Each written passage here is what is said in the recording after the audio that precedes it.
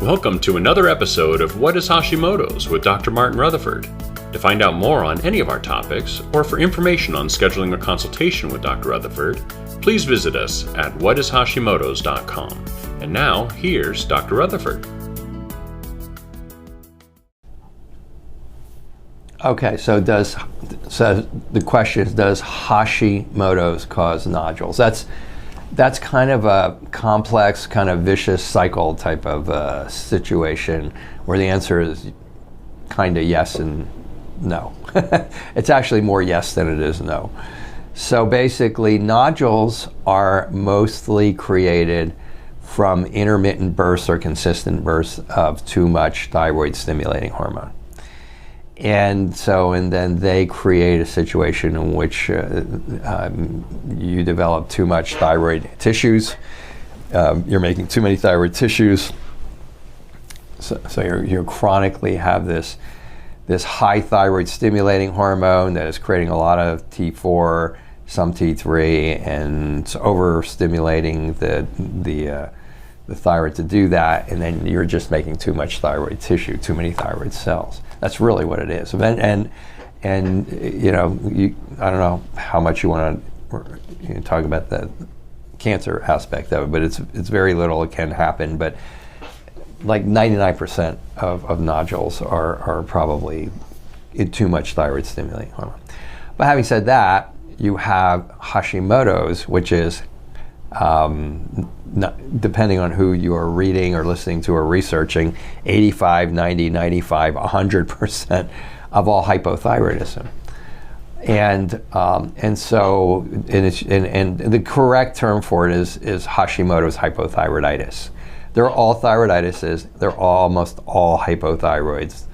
And so basically the Hashimoto's literally ramps that up. It literally ramps because every time you get an attack directly on your thyroid, that makes more thyroids. That makes more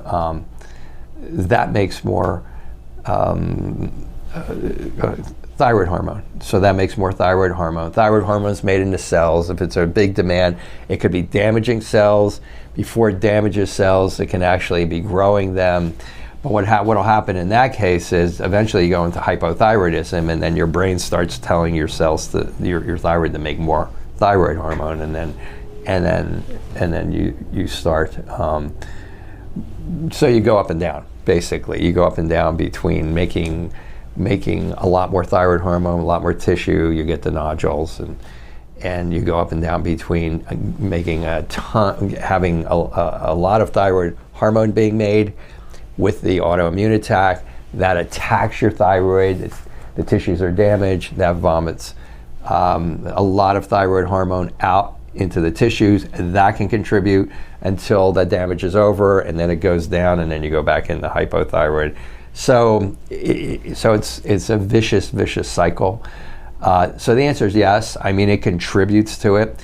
If I honestly, I guess from a practical, let's say clinical perspective, if I'm interviewing a patient and they tell me that they have enlarged thyroid, it's tender, it's not tender, they've been diagnosed with nodules.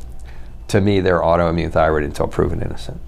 So I would say the vast majority of the time there is a relationship between Hashimoto's and thyroid nodules.